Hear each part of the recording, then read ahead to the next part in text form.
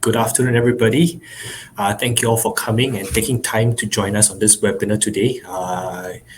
We have prepared this webinar and we believe that it's going to be very helpful, full of information. So I really hope that this will be helpful for you guys to just learn something and to kickstart your e-commerce journey. Yeah. So we are still currently waiting for people to come in. So we'll just give them another like 2 to 3 minutes, all right, for them to stream in. While we wait for them. So while we're waiting for them, just a few announcements first, a little bit of housekeeping. All right. Please feel free to just write in any questions using the questions tab. Okay, and any questions that we write in, right, we will address these questions as much as we can during the last 15 minutes of this webinar. All right, so just feel free to put in your questions. If you have something to say, some comments to just chime in, all right, please also just feel free to use the chat function. It's there for you to use, and we welcome your opinions and your thoughts as well.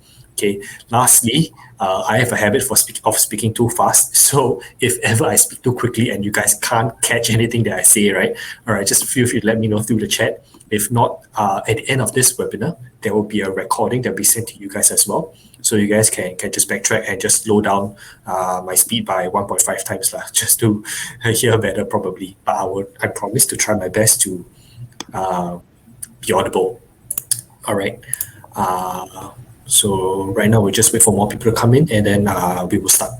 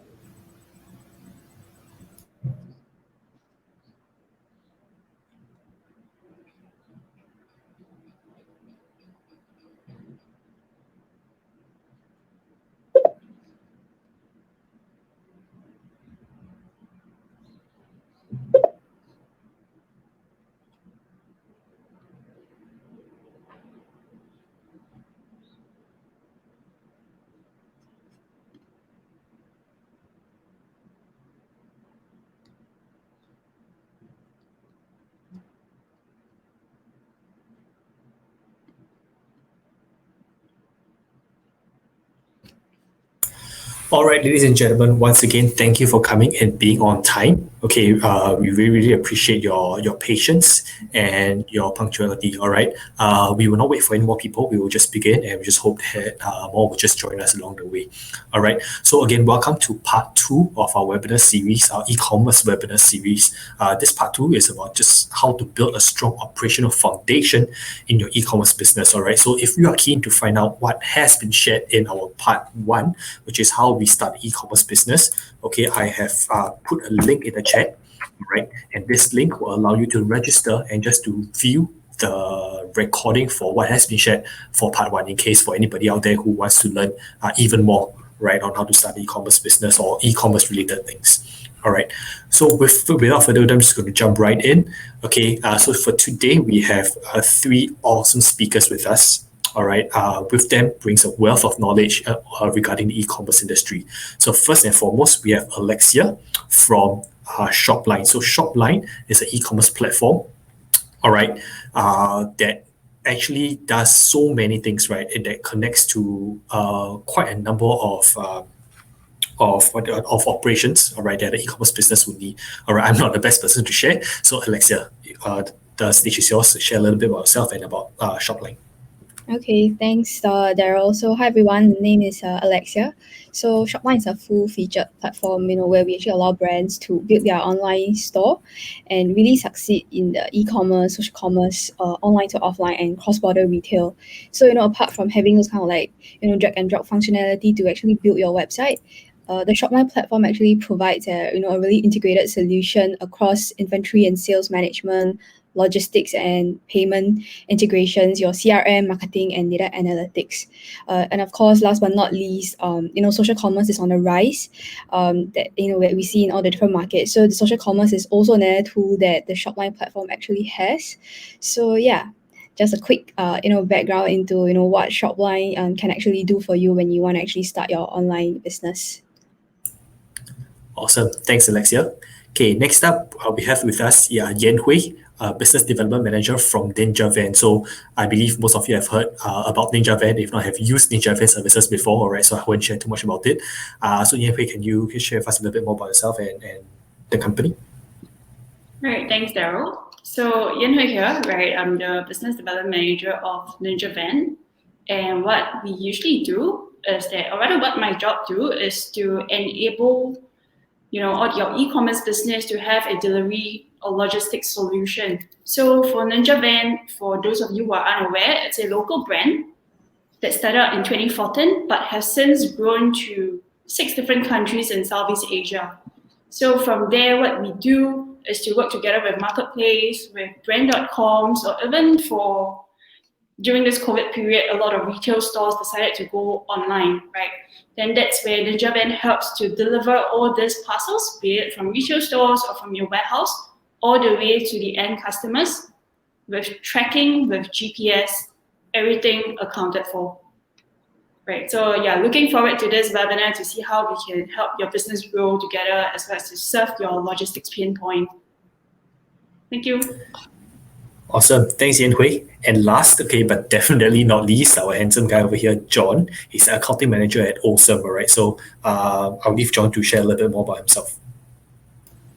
Yep. So hi, everyone. I'm John. I'm the accounting manager here at Osome. So I handle and advise clients on their business structuring and how to go about on doing their business and how to ensure compliance with all financial reporting standards in Singapore. Right, so at Osome, we do all sorts of corporate compliance as well as helping clients to ensure their compliance with the governments, especially IRAS and ACRA, are all met. Yeah. Great. Okay, thanks, John. So I'm just going to dive right in, right? Okay, without and try not to waste any much more time. Okay, so if I never introduce myself, my name is Daryl. Okay, I'm just going to be here to moderate and just to ask any questions to the speakers and just to find out what the speakers have to share with the rest of us. All right. Okay, so I think I don't need to explain why we need to go into e-commerce. Okay, I mean, since COVID-19, we've seen so many articles and so many reports. We've seen from CNA, we've seen from Bloomberg and all the other major brands out there that just talks about how e-commerce is on the rise, right? And it's only further accelerated due to COVID-19 around the world, right? So Singapore is definitely not spared. And if you just go to look at articles, you can see how much Singapore has spent just in year 2020 alone, right? Be it like semi-lockdown, circuit breaker, how much people have spent on e-commerce alone. And even in 2021 onwards, the projected amount that Singapore is projected to spend just on e-commerce alone, right? So in 2020, the amount spent was about 3 billion. And in 2021, the projected amount to be spending is about 4 billion. And year on year, there's a projected close to 10% compound increase, right, all the way up to 2025. So that in all is a really good reason why a lot of people are just really starting their own e-commerce business or even just trying to find out more about e-commerce, right, to even come in. So really, that I think that is more than enough reason to even want to start your own e-commerce business, right? So this is the agenda for this entire series, right? To guide people through the start to end.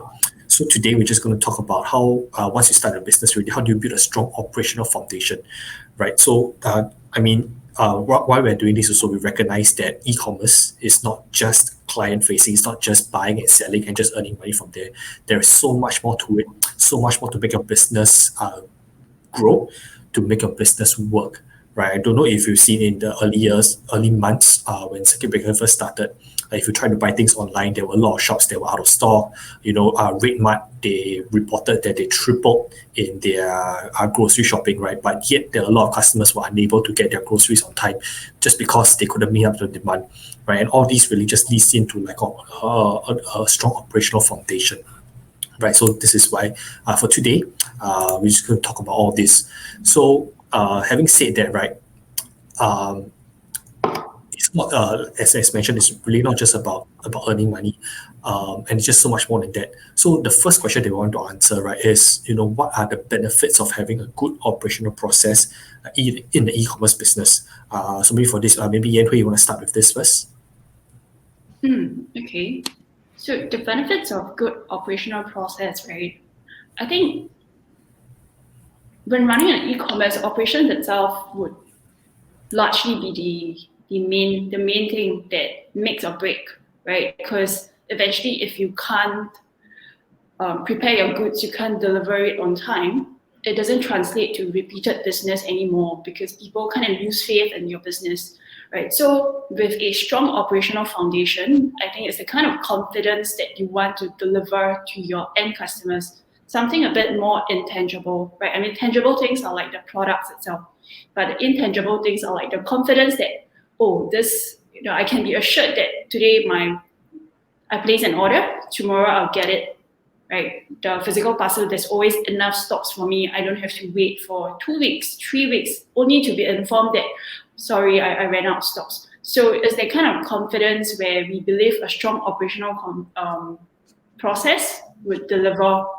And I mean, apart from that, it's then to ensure that you're not spending too much on unnecessary stuff, right? When we talk about operations, all these are very high capex stuff we are looking at, right? Your warehouse, your WMS, or even like the whole order management system, all these are high cost, your manpower cost, right? If things are not streamlined, if things are not operating at efficiency, you are actually losing out a lot of money, and I would say that's where your revenue kind of takes a hit. So we do see the importance in a strong operation foundations.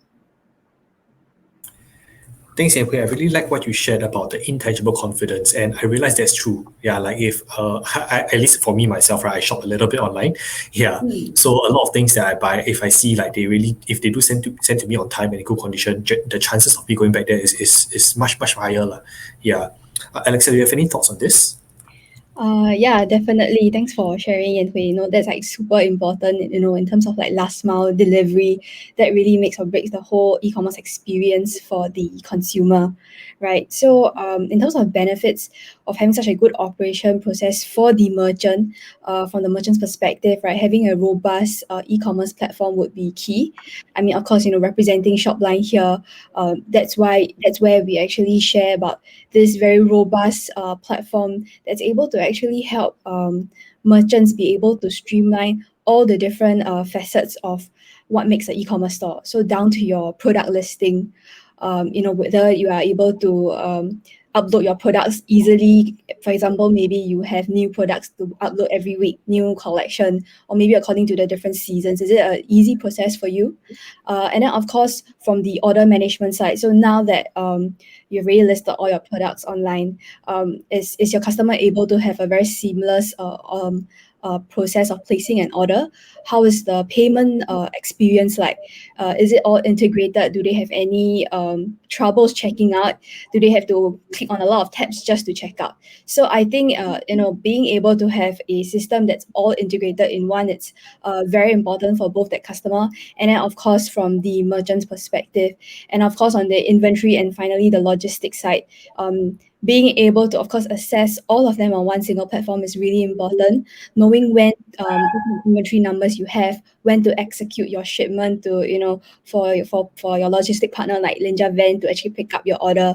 Those are very important, just so that you make sure you don't have an oversell issue, and that might actually cause a lot of unhappiness among your consumers if you do not have a system that's able to help you to track everything properly. Yeah. Awesome. Thanks, Alexia. Yeah, I really agree with what you said as well. Having all in one, right, is going to help the merchant so much. You don't need to go to separate places just to do certain things, right? And then with all in one, your time is saved, and it's just so much more convenient, right? There's one thing that I wanted to ask John, right? I mean, John, see, being doing accounting, I mean, one thing about e-commerce that we don't really see, right, is really like this is really like the back end. After the product has been sent, after logistics has been done, all that, right? But ultimately, it's about money, right? How much do you spend to engage all these services, and how much money do you receive? So John, is this an important part? Do you think this is an important part of like a good e-commerce, a strong e-commerce company? Yes. So thanks for the question. So yes, basically for setting up a business, it is very important to have your back end. So like your logistics partner and where you're going to sell and how you're going to track your inventory, so on and so forth. So the next thing and the last thing you need to know is whether you are making a profit out of all these costs that you incur. What is the profit margin you earn on the products that you sell online, right? So of course, after all these are settled, and then you want to look at your administrative, your accounting paperwork and all this. So basically, the financial health of the business is also very important, right? You will need to know whether all these costs are being covered by what you are selling, and whether the profit margin is earning you the right each product, whether it's earning you the right contribution to ensure that you break even early, or whether how long it takes to break even to get your costs and your profits back. Yeah. Hey, thanks, John. Okay. One thing that I've seen a few people ask, right? Okay. Is that how do we justify the cost? I mean, Shopline, Ninjavan, and Osome, right? These are great service providers, right? But ultimately, service providers also mean that there is an extra cost involved to engage the services, apart from initial costs such as manufacturing or even buying the initial product to upsell, right? So with that, a lot of people are also thinking, if this sounds simple enough, so why can't I do it myself? So Alexia, is there some advantages to engaging you guys compared to doing it yourselves? If let's say even like I have like a background in all this, right? Yeah. So what are some advantages to engage you guys? Okay. I mean, yeah, you guys as in not Shopline, but just like engage service providers to help with operations. Yeah. Okay. Thanks for the question. So I think just to clarify a little, so in terms of doing it yourself, I think actually Shopline is able to provide a solution where actually people themselves can start the business instead of really engaging other people to either build up an e-commerce store for them and then having them to manage it. But with the Shopline system, and of course Shopline, we do have a very strong local team here. Our merchant success team is actually able to support merchants to actually start their business. However, the platform itself is something that's actually simple for merchants to then even start up their own store. Maybe they want to list a couple of products, want to have my own payment and my logistic all integrated already. So this is something that can do instead of engaging another external agency that would definitely cost a lot more just to build up their website for their online business from scratch. Because most of the time, if I were to really engage like a website designing agency, I would really need to pay for their time and their expertise when it comes to building up a website, because a lot of coding is being involved. However, if I were to use a service platform like Shopline, then it wouldn't be that costly to actually start up my business.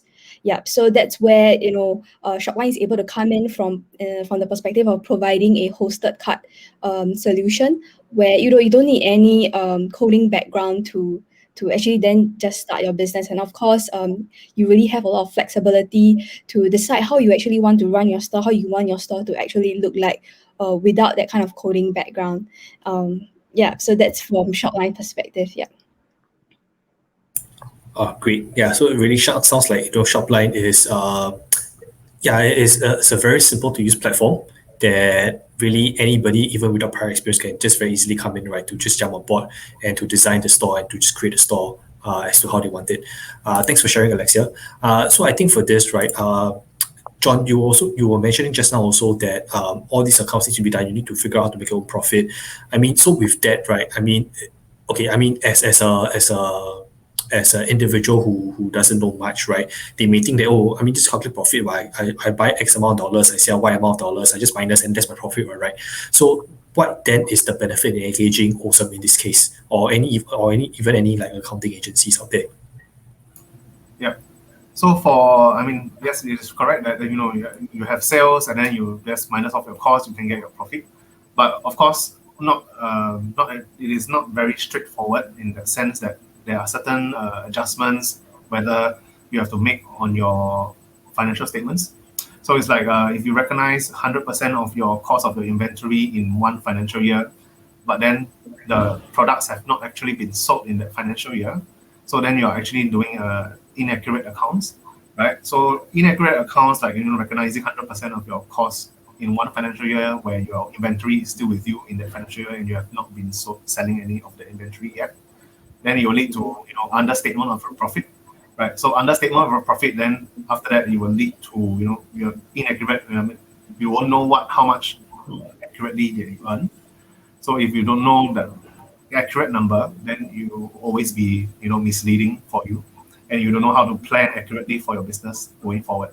Yeah. So engaging Osome wise, we always follow the strict financial reporting standards that we have to adjust certain expenses for inventory and ensure that all sales price are recognized in full. Instead of recognizing the net revenue that we receive from platforms, because platforms always charge a commission charge or certain other charges, administrative charges, right? So all these are actually also part of the sales. But if you actually recognize only the net part, then you would always be, not understanding what is your full sales price and what is the actual revenue that you earn for the actual whole financial year or that particular month. Yeah. Thanks, John. I think just a quick follow-up question, right? To e-commerce newbie or somebody who is looking to enter into e-commerce, right? To them, it's just it could be just I source a manufacturer, I pay for them, I pay for shipping, and then I sell, I pay for shipping again. So this could be just the cost that they have. So are there any other hidden charges? Not say hidden charges, but things that they may not have been aware of, right? That are actually part of their incurred costs in that sense. I give this question to John, but if Alexia or Yehui, you have anything to add in also, please feel free to jump in as well. Yep. So I think you're mostly talking about those hidden charges from manufacturers and so on and so forth, right? Yeah. Or if you've seen anything like in an account, right, that actually is parked under like costs or parked under like extra expenses that people may not be so aware of. But yeah. So certain expenses, it can be like some of you they'll use PayPal or they will use other type of virtual bank accounts. So all these virtual bank accounts, after you receive the net payment from your platform, so let's say you receive from your e-commerce platform that you open up. So after that, you will receive a sales receipt that is already net of commission charges. But then when you receive it in your virtual bank accounts, like for TransferWise, so on and so forth, sometimes they will charge you an additional administrative charge for receiving it from another in another currency. Right, so let's say Singapore dollars to US dollars. So the additional conversion charge that will be there. So these are actually additional costs that would eat up your margin when you do your e-commerce business. So e-commerce businesses usually, you start up small, right? So every additional 1 cent or $1 will actually help you in a very long way in determining what is your profit margin and what is your actual sales product price that you need to determine. Yeah, thanks. Really, a lot of these little hidden costs that we do need to take note of that really, like you mentioned, really eats into potential profit, right? Yan-Hui, in your case, right, for Ninjavan, right? Ninjavan is really big now, and I'm sure everybody trusts Ninjavan, right? Because it's so simple and I find it convenient, right? Yeah. So in your case, right, has there been any cases of clients coming to you and just saying that why do I need to use Ninjavan? Why can't I just do it myself? And yet it backfired on them. Yeah, I wonder if you just have any such stories to share with us. Yeah, in fact, many of the stories, right, especially during the period where COVID started, there were a lot of opportunistic sellers that come on board to sell your masks, sell your hand sanitizers, thermometers, right? So all these are just budding entrepreneur. They just hop onto the bandwagon, right? Because there was a demand for it. And when they came to us initially, they were like, "Oh, I tried, doing my own delivery, but I realized that it's not scalable." Right? Maybe something I want to throw it up back to the audience here would be a question, right? So if you just hire a driver, or maybe you yourself decide to do your own delivery, right? Doing an island-wide delivery in a day, how many locations do you think you can cover? Yeah, you can just write your answer in the chat, right? How many locations do you think you can cover in a day? Just using one driver. Okay, one says 20, or a couple of people say 20. 20. 20. Oh wow. Okay, so maybe spare your that, right? So let's say it's just any regular person, right? Maybe Daryl yourself, Alexa yourself. If each of us just use a car to deliver something, the maximum we can do is about 40, right? 40 location island wide, right? But can you imagine your business just doing 40 a day? I don't think that's going to be very profitable, right? So what Ninjavan does is that it's able to scale, right? So today you are doing 20, sure, you can deliver it yourself, right? You're doing 40. Maybe I skip lunch, I can complete my delivery, right? But if I were to start selling 60, 80, if one day my business boomed 200 a day, right? Then doing it yourself doesn't make sense anymore, because the cost, firstly, that manpower cost only allow you to deliver 40 a day, right? Imagine the vehicle cost, petrol cost, car park charges, right? All these are additional charges that maybe at the top of our head we might not take into consideration.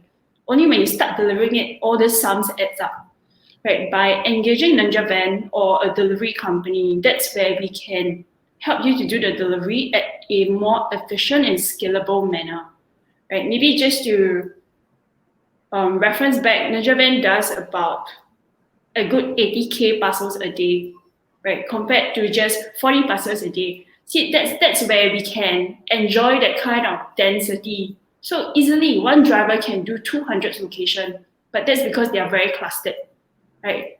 And that allows us to bring that kind of cost savings to the end customers or even to merchants themselves. Hey, thanks, Ian. Thanks for sharing the perspective. Yeah, I mean, to me, I would just do 20. I mean, it's so tiring, right, to drive around, then you still pay parking and all that kind of thing. Yeah. So, I thought like 20 to me was okay, but for you to share that one person can do 40, right? Okay, to me, that is a lot. Yeah, but when Ninjavan, you said Ninjavan can do 80K, that is just mind blowing. Yeah. So, I think to me, that is one common misconception that I personally always had, right? That, I mean, do 40 a day, okay, right? Like 40 items I deliver is quite okay. Yeah, but to me, when I thought, okay, if I'm just selling like a $2 item, right? So 40 items a day means one day I earn $80 only, which does make sense, right? Yeah. So with that, I mean, that was one common misconception I had. So just jumping on that, right? Is there any other common misconceptions, sorry, that people usually have when it comes to like logistics and fulfillment? Like, was there several expectations that they had that actually was wrong? Well, plenty, right? I think if we look at fulfillment or looking at supply chain from the very beginning to the end, right? From the point where your order is made, right? I think just now Alexia pointed out about things like what if you run out of inventories, right? So this kind of misconception is where people always think that order fulfillment is very simple, it's very easy, right? Yes, maybe you only have one SKU, that's easy to work with. But what if your business expands to like 10 SKUs, right? Then order fulfillment is no longer that simple anymore, right? What if your product has a shelf life? How do you ensure that you're always pushing out products that are going to be, in terms of expiry, it's always a first in, first out. So these are common terms you would hear in logistics, FIFO, right? That's first in, first out. So if you look at order fulfillment at a larger scale, it's really not that simple.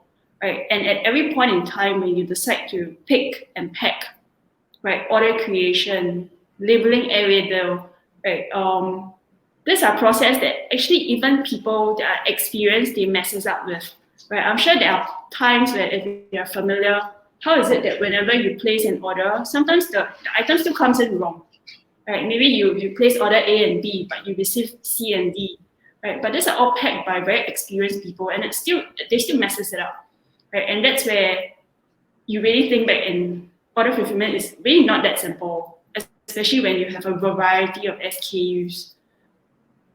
Yeah, so that's just one of the very common misconception. People always, oh, it's okay, I'll do it myself, right? Until that's where it's no longer scalable, they mess things up, and that's where confidence get affected by the customers.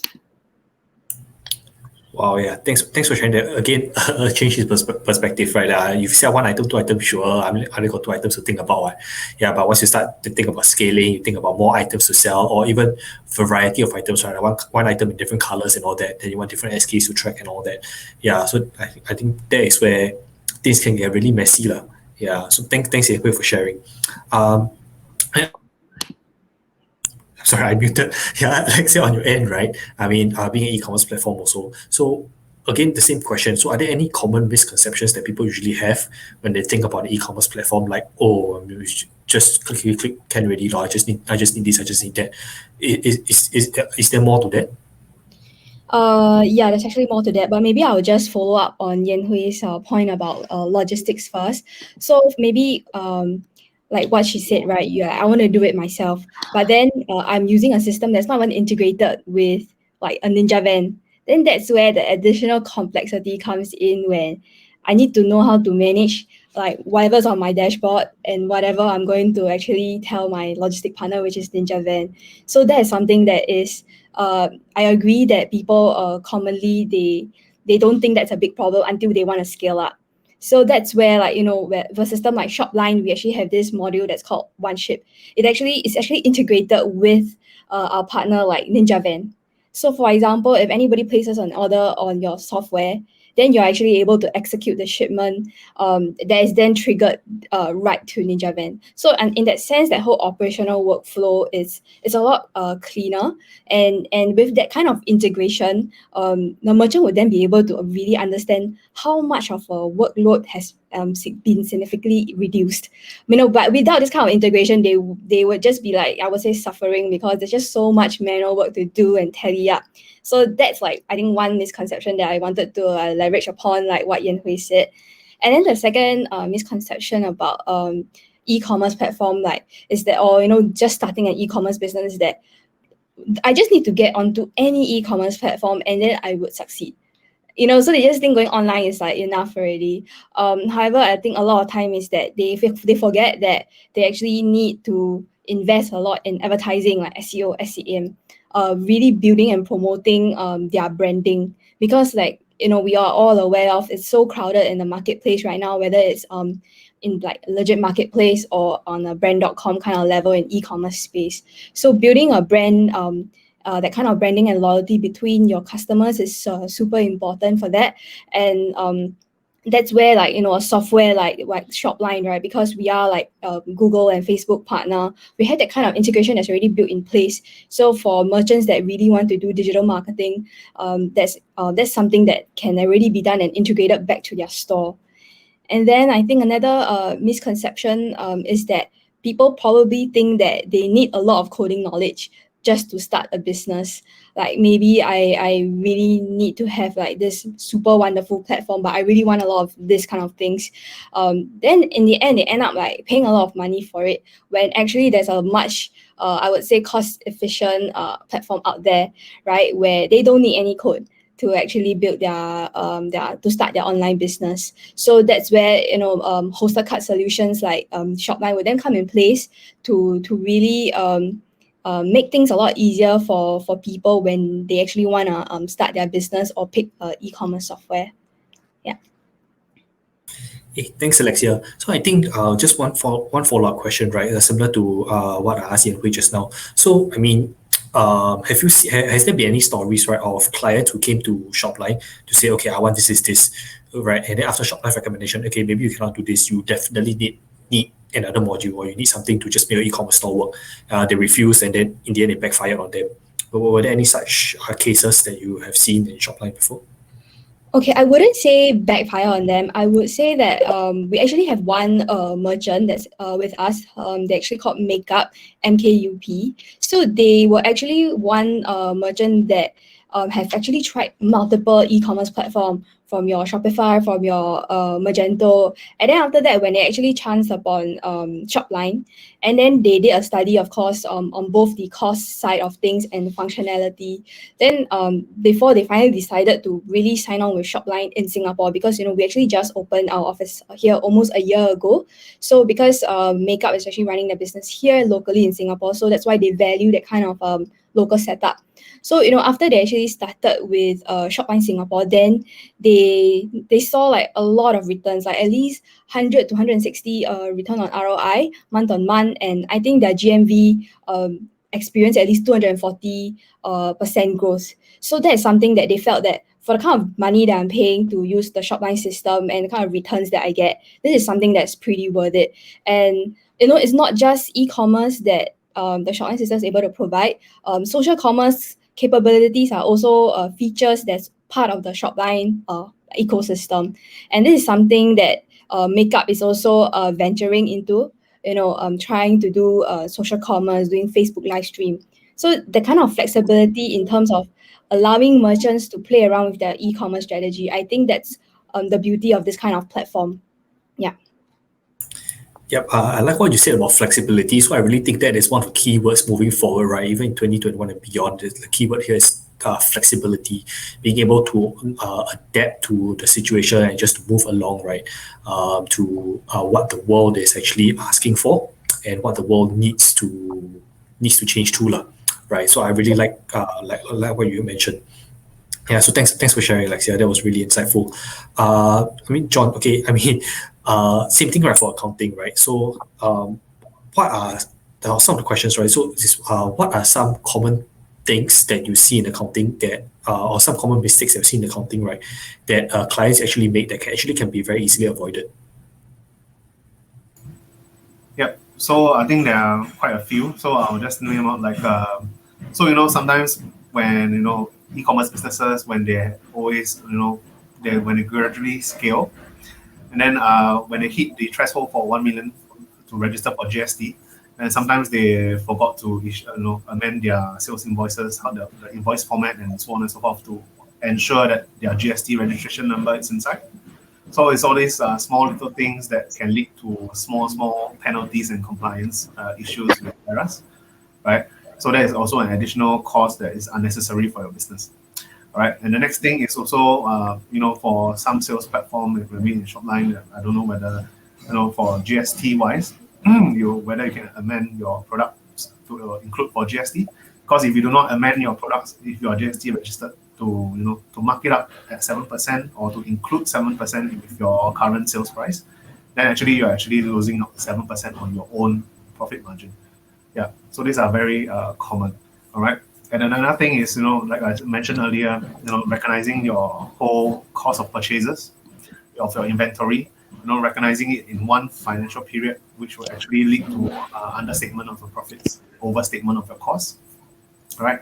And also this would also ensure that your inventories are also correctly valued, right? So definitely you want your inventory to be valued correctly and inside your balance sheet of your company. Otherwise, if you expense off everything that you have purchased inside your profit and loss, then you don't know how much inventory you have left at the end of the year or at the end of the month. Yeah. And also another thing would be, I think some sellers, they would they open up a small store, but then they use their own personal accounts to receive the funds from the business. So like, let's say you sell something online and then you receive all these funds inside your personal bank accounts.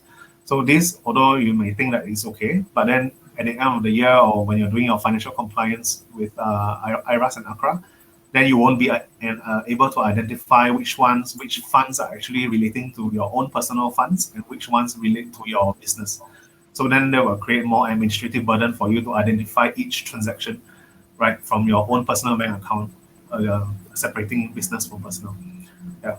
So these are very common that is very, time is money for all e-commerce sellers. You can put your time at more productive and more efficient times where you can plan on what products you can sell and what products you should sell in the future or at a higher price or something. Yeah, thanks for sharing, John. I really like the fact that you pointed out, why can't I just use my own personal bank account, right, to receive the funds? So I just keep to one account, don't need to set up a new bank account. Yeah, but I really like what you said, it's going to be very hard after the end of each financial year, right, to determine which has been your own personal transaction. Like people pay now, you only, hey, there's a transaction there. Yeah, but is that part of a business or is that just like your friend send you one? Yeah, so that's really great. The next thing I want to ask, right, is so in terms of accounting, right? I mean, right now the new thing that's popping up and that I've been hearing a lot is this thing called e-commerce accounting. So is there a difference between e-commerce accounting and regular accounting? Or is there a difference at all? Yeah. So for regular accounting, we'll start first. So regular accounting, you'll be sending up all your documents, necessary documents to us, and then we process it through our integrations with our softwares, right? So that's a very straightforward thing. But for e-commerce ones, e-commerce businesses, they have, I would say, micro transactions. So maybe in one day you can have 50 to 100 transactions to 300 transactions that appear inside your bank or maybe on your online store. But then your your funds are not actually received until maybe you click on cash out, and then you receive the cash in your bank the very next day. So all these, so for e-commerce wise, you have to, every 300 transactions or more, you have to track all these transactions, right? So actually, what we do is actually we have our own system where we connect to certain platforms like Shopify, so on and so forth. Then they can actually pull all these transactions in, and then our accountants will actually reconcile this against what was actually received or not yet received, right? Because some sellers, they actually put it like, they know that they sell maybe $100,000 online, but then actually this $100,000 have not actually entered your bank account, but you have actually recognized it inside your financial statement. So that would be something that is misleading for you and is an error in your financial statements as well. Yeah. So that's a very big difference for regular and e-commerce. Right. Thanks for sharing that, John. So, in a sense, would you recommend traditional or people to go to a traditional accounting firm since it's so different, or is it better to find somebody a bit more specialized in e-commerce accounting? Yeah. So for traditional accounting firms, most of them, they will request from you paper documents, right? But at Osome, we don't work with paper, right? We work everything online, right? Even our software is 24 hours online, and it's a cloud system, right? So all documents that maybe you send to us in PDF, we will process it without actually needing the paper physical document, right? So that will actually save you a lot on keeping 5 years of records, so much sales invoices, so on and so forth, right? I mean, if you have a few thousand or few tens of thousands of transactions that you do online, right? All these invoices can be kept on your accounting system where it's very neat, and then you don't have the paperwork burden, right? So actually, what I would recommend is going to a firm like Osome, where we do everything online and paperless, so you can save yourself all the paperwork. Yeah, awesome. I mean, there's no pun intended. Okay, yeah, but that's great. Thanks for sharing, John. Yeah, I really agree also that digital is the new way to go. As much as we can save paper, it's not just to save the trees, but also to save our minds as well, right? If you want to deal with so much paperwork, it can be quite intense, lah. And I like what you mentioned earlier. Time is money. So the lesser amount of time you spend in dealing with all these nitty gritty, right, to allow experts like yourselves to handle, I think the more potential for increased revenue is there. Yeah, so really thank you guys so much for sharing. Thank you guys so much for your opinions and for your thoughts. Really appreciate it.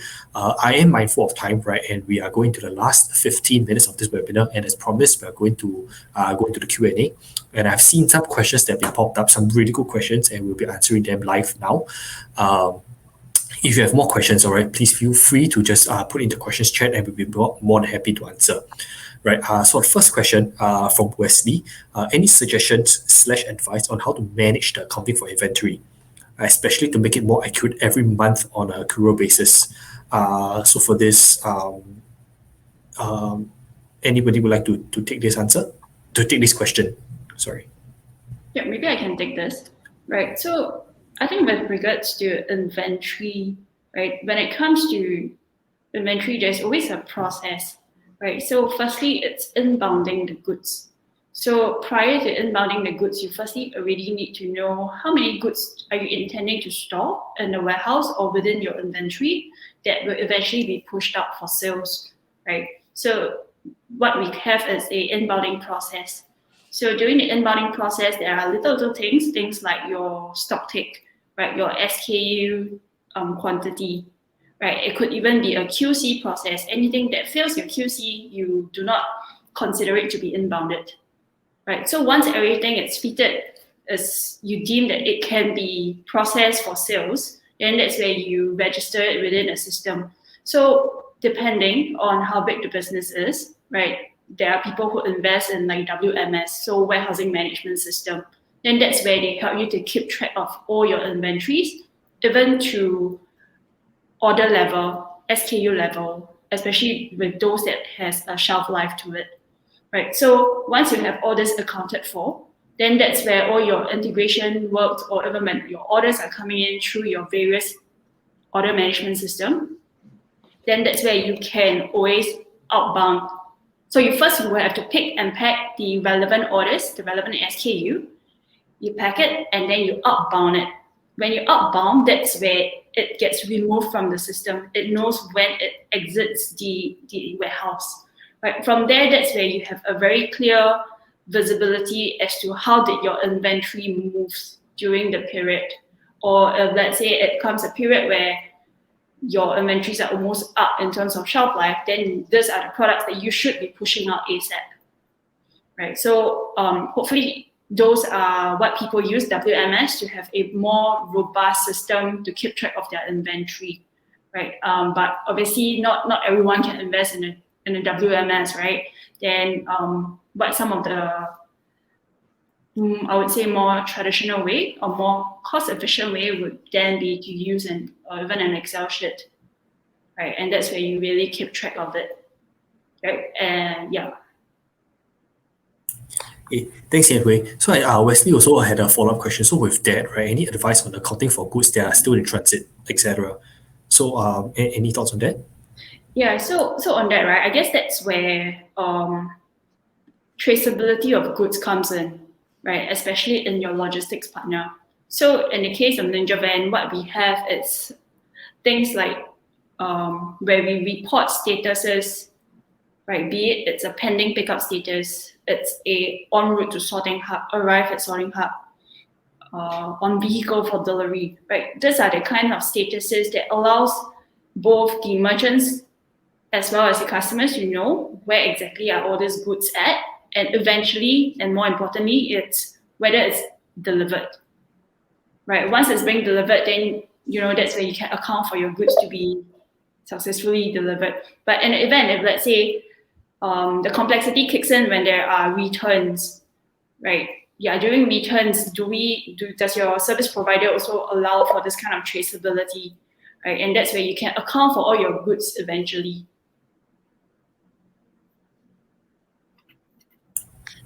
Okay, thanks, Yan Hui. Okay, next question we have, right, from Christine. Alexia also answered this already. From a point mentioned logistics integration with an e-commerce platform. Is it a critical decision in terms of running a business in e-commerce? So Alexia, thanks for answering that by typing it out. That was a long answer. But is there anything else you want to add on to what you have typed up? I'll just jump again back on Yan Hui's answer about that kind of statuses that Ninjavan has, right? So yeah, it's definitely great that Ninjavan always has those kind of very specific statuses to let you know like where your goods are. And I wanted to jump in to share about it because Shopline also, because of the integration that we have with Ninjavan, you're actually able to see those kind of statuses as well. So that is that kind of like all-in-one that kind of I would say ease and convenience that you would have as a merchant when you're just working with one single platform, but you have a very reliable logistic partner that's also integrated to the platform. So then if I jump back to Christine's question about is it a critical decision, so maybe at the start not so, because you probably can't even feel the pain of, or like the work that requires to go into manually accounting on site and on your logistics side separately. But I think really when you want to scale up, then that's where you really see the kind of like amount of work that's required to go and account on this correctly, and that takes up a lot of time. And if you are a growing business, I think you should be focusing on streamlining your operations and processes,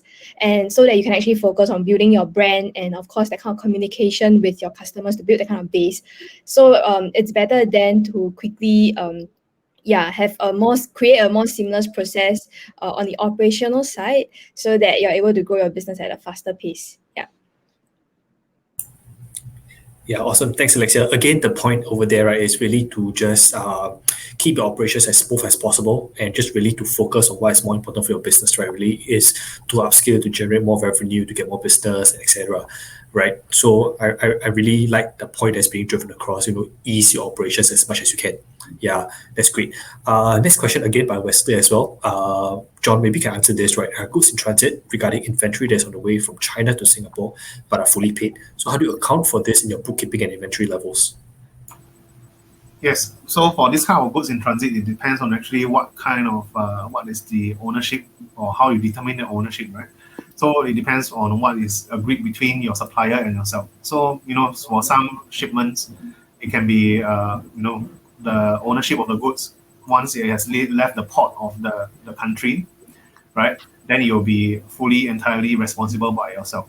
So if it's fully entirely responsible after it leaves the port of, let's say, China, right? So then you have to recognize these costs inside your balance sheet as your that you have yet to receive, right? But if let's say all the responsibility of the goods are borne by the supplier until it reaches the port of Singapore, so you will only record such goods when you receive it at the port of Singapore. So when you receive such a customs and cargo clearance and so on, then you can record it inside your balance sheet. Okay, thanks, John. Wesley, I hope that answers your question. If not, just feel free to drop in more clarifications. Again, John, I think there's a question from Alvin also. So according to Singapore standards, when should revenue be recognized? Should it be recognized at the time when the order is created, or when it's sent out to courier, or when the customer receives the product, or when marketplace platform pays me or pays them for the sale? Yes, that's a very good question, because recently there were new updates to the financial reporting standards in Singapore. Right, apparently for revenue-wise, it has been changed. So all revenue should be recognized at a point where obligations are satisfied, right? So you have to see how or when your obligations are satisfied. So when your customer has yet to receive the goods, then I think that will be one obligation that has not been satisfied yet, right? So you can only recognize such revenue when your customer receives the goods in question. So when the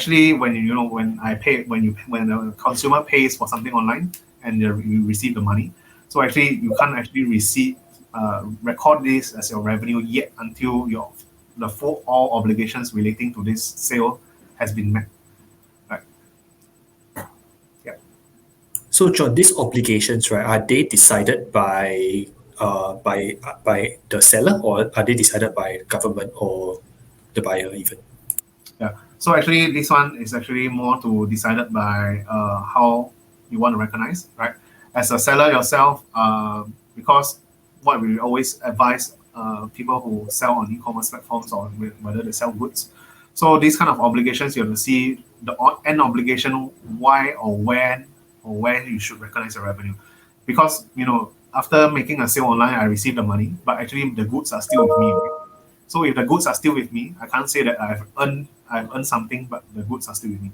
So you have to own self, map out what are the obligations that you have to your consumers, right?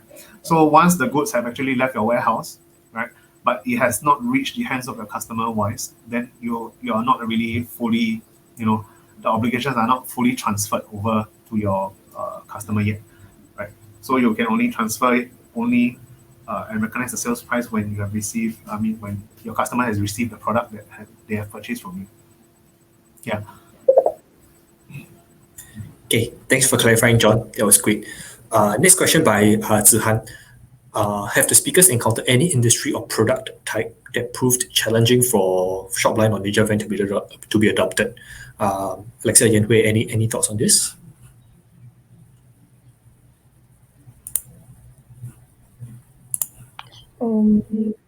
Okay, maybe I will take it up first.